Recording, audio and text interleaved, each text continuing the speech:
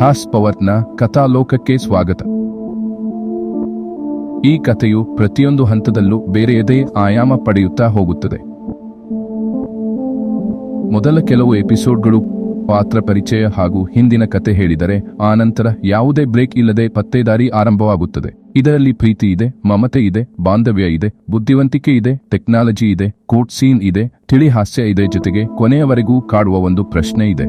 ಅದೇ ಯಾರವನು? ಕೊನೆಯ ಎಪಿಸೋಡ್ ತನಕ ನೀವು ಊಹಿಸಲು ಅಸಾಧ್ಯವಾದ ತಿರುವುಗಳು ನಿಮಗೆ ಥ್ರಿಲ್ ಕೊಡುವುದರಲ್ಲಿ ಅನುಮಾನವೇ ಇಲ್ಲ. ಕತೆ ಎನ್ನುವ ಕಾರಣಕ್ಕೆ ಎಲ್ಲಿಯೂ ನೈಜತೆಯಿಂದ ದೂರ ತೆಗೆದುಕೊಂಡು ಹೋಗಿಲ್ಲ.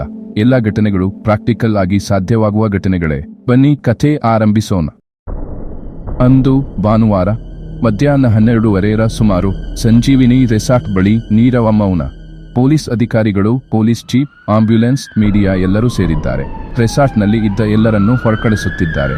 ಪೊಲೀಸ್ ಇನ್ಸ್ಪೆಕ್ಟರ್ ಭರತ್ ಚಕ್ರವರ್ತಿ ಸ್ವಿಮ್ಮಿಂಗ್ ಪೂಲ್ ಬಳಿ ನಿಂತು ಅದರಲ್ಲಿ ತೇಲುತ್ತಿದ್ದ ಹೆಣವನ್ನು ನೋಡುತ್ತಾ ನಿಂತಿದ್ದಾರೆ. ಸ್ಥಳ ಪರಿಶೀಲನೆ ನಡೆಸಿ ಹೆಣವನ್ನು ಪೋಸ್ಟ್ ಮಾರ್ಟಂಗೆ ಕಳಿಸಿದ್ದಾರೆ. ಸತ್ತ ವ್ಯಕ್ತಿಯ ಹೆಣ ಸ್ವಿಮ್ಮಿಂಗ್ ಪೂಲ್ನಲ್ಲಿ ದೊರೆತಿದ್ದರೂ ಸಾವು ವಿದ್ಯುತ್ ಸಂಪರ್ಕದಿಂದ ಆಗಿರುವುದು ಮೇಲ್ನೋಟಕ್ಕೆ ತಿಳಿದು ಬಂದಿತ್ತು. ಆದರೆ ಪೂಲ್ನ ಬಳಿ ಎಲ್ಲೂ ವಿದ್ಯುತ್ ದೀಪವಾಗಲಿ ಕಂಬವಾಗಲಿ ಇರಲಿಲ್ಲ. ಪೂಲ್ನ ಒಳಗೂ ಸಹ ಅಲಂಕಾರಿಕ ದೀಪದ ವ್ಯವಸ್ಥೆ ಇರಲಿಲ್ಲ. ಹೊರಗೆ ವಿದ್ಯುತ್ ಸ್ಪರ್ಶವಾಗಿ ಸತ್ತು ಒಳಗೆ ಬಿದ್ದಿರುವ ಸಾಧ್ಯತೆ ಕೂಡ ಕಂಡುಬರುತ್ತಿಲ್ಲ. ಸಾವಿಗೆ ಸೂಕ್ತವಾದ ಕಾರಣ ಪೋಸ್ಟ್ ಮಾರ್ಟಮ್ ಅದನಂತರವೇ ತಿಳಿಯಬೇಕಿದೆ.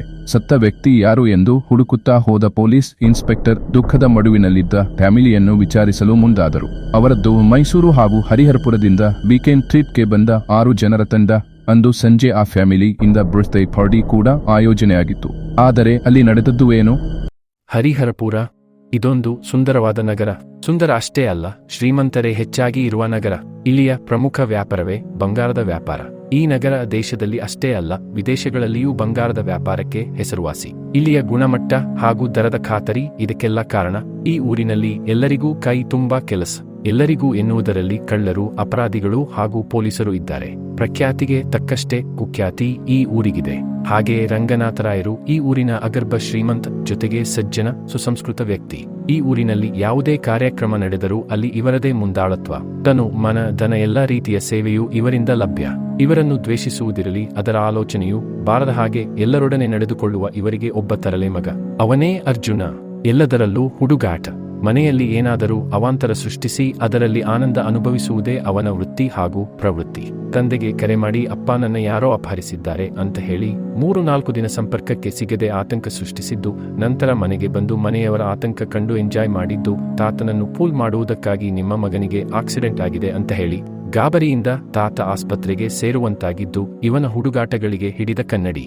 ಓದಿನಲ್ಲಿ ಹಿಂದೆ, ಬುದ್ಧಿವಂತಿಕೆಯಲ್ಲಿ ಚಾಣಾಕ್ಯ. ಚೆಸ್ ಆಟ ಇವನ ಹವ್ಯಾಸ.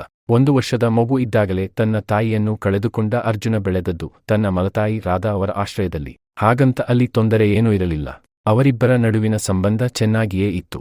ಅರ್ಜುನ ರೂಪದಲ್ಲಿ ತನ್ನ ಹೆತ್ತ ತಾಯಿಯ ಪಡೆಯಚ್ಚು.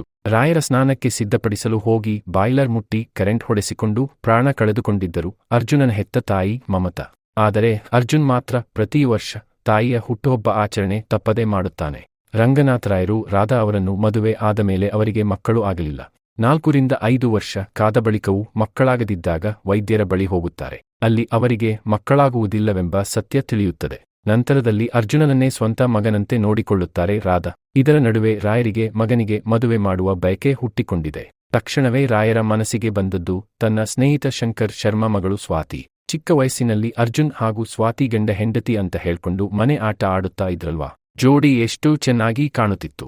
ಅಕ್ಕಪಕ್ಕದ ಮನೆಯವರೆಲ್ಲ ಸ್ವಾತಿಗೆ ಎಲ್ಲೇ ನಿನ್ ಗಂಡ ಅಂತಾನೆ ರೇಗಿಸ್ತಿದ್ರು. ಅವಳು ಆಫೀಸ್ಗೆ ಹೋಗಿದ್ದಾನೆ ಅಂತ ಹೇಳಿ ಓಡಿ ಹೋಗ್ತಿದ್ಲು. ಮೈಸೂರು ಬಿಟ್ಟು ಬಂದ ಮೇಲೆ ಕ್ರಮೇಣ ಸಂಪರ್ಕ ಬಿಟ್ಟು ಹೋಗ್ತಾ ಬಂತು. ಅವಳಿಗೆ ಹೇಳಕ್ಕೆ ಬರ್ತಿರ್ಲಿಲ್ಲ. ಲಂಗಮಾಮ ಅನ್ಕೊಂಡು ಬಂದು ತೊಡೆ ಮೇಲೆ ಕೂರ್ತಿದ್ಲು. ನಿನ್ ಗಂಡನ ಹೆಸರೇನು ಅಂದ್ರೆ 6 ಜನ ಅಂತ ಮುದ್ದಾಗಿ ಹೇಳ್ತಿದ್ಲು. ಇವನಿಗೆ ಏನ್ ಕೊಡಿಸಿದ್ರು? ನನ್ ಹೆಂಡತಿಗೆ ಅಂತ ಇನ್ನೊಂದು ತಗೊತ್ತಿದ್ದ. ಗಂಡ ಹೆಂಡತಿ ಮದುವೆ ಇವೆಲ್ಲದರ ಅರ್ಥವೇ ತಿಳಿಯದೆ ಬಾಲದಂಪತಿಗಳಾಗಿದ್ದರು. ತುಂಬಾ ದಿನ ಆಗಿದೆ. ಒಮ್ಮೆ ಶರ್ಮಾ ಜೊತೆ ಮಾತನಾಡಿದ ಹಾಗೂ ಆಗುತ್ತದೆ. ಹಾಗೆ ಅವಕಾಶ ಸಿಕ್ಕರೆ ವಿಚಾರಿಸಿ ನೋಡೋಣ ಎನ್ನುತ್ತಾ ಶರ್ಮಾ ನಂಬರ್ಗೆ ಕಾಲ್ ಮಾಡಿದರು ರಾಯರು. ಶರ್ಮಾಗೆ ಆಶ್ಚರ್ಯ. ಇದೇನು ಇಷ್ಟು ದಿನದ ಬಳಿಕ ರಂಗ ಕಾಲ್ ಮಾಡ್ತಿದ್ದಾನೆ. ಹಲೋ ರಂಗ, ಶಂಕರ ಹೇಗಿದ್ದೀಯೋ ಅಂತ ರಂಗರಾಯರು ಕೇಳಿದ್ರು. ನಾನು ಚೆನ್ನಾಗಿ ಇದ್ದೀನಿ, ನೀನು ಹೆಂಗಿದ್ದೀಯಾ? ಮನೆ ಕಡೆ ಎಲ್ಲ ಹೆಂಗಿದ್ದರೆ? ಎಲ್ಲರೂ ಸೌಖ್ಯ. ನಿನ್ನ ಮನೆ ಕಡೆ ಹೆಂಗಿದಾರಪ್ಪ? ಬಿಸಿನೆಸ್ ಹೆಂಗೆ ನಡೀತಿದೆ? ದೇವರ ದಯ ಎಲ್ಲಾ ಚೆನ್ನಾಗಿದೆ. ಎಷ್ಟು ವರ್ಷ ಆಗಿತ್ತು ನಿನ್ನ ಧ್ವನಿ ಕೇಳಿ? ಅರ್ಜುನ್ ಏನ್ ಮಾಡ್ತಿದ್ದಾನೆ? ಹೇಗೆ ಇದ್ದಾನೆ? ಅವನಿಗೇನಪ್ಪಾ, ನೆಮ್ಮದಿಯಾಗಿದ್ದಾನೆ. ನಿನ್ ಮಗಳು ಹೇಗಿದ್ದಾಳೆ?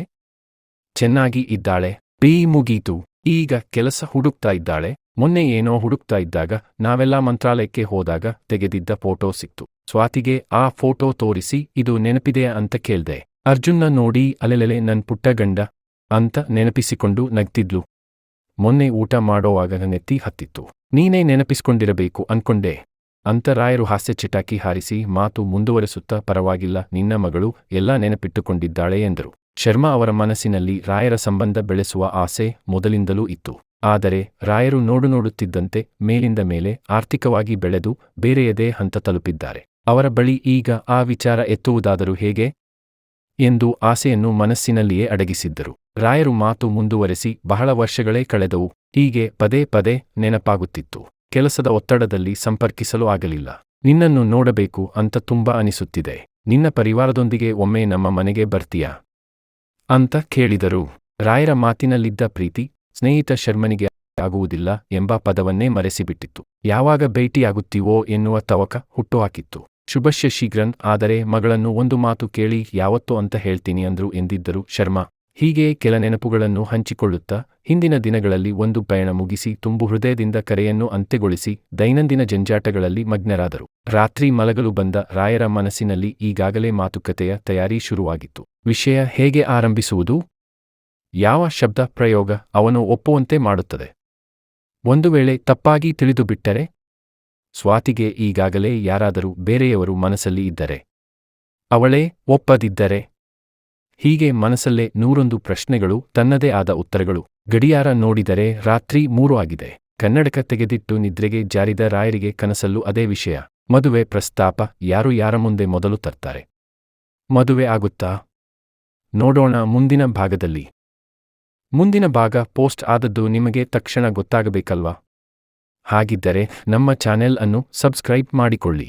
ಕತೆ ಹೇಗಿದೆ ಕಾಮೆಂಟ್ ಮಾಡಿ ತಿಳಿಸಿ. ಸ್ನೇಹಿತರೊಂದಿಗೆ ಹಂಚಿಕೊಳ್ಳಿ. ಧನ್ಯವಾದಗಳು.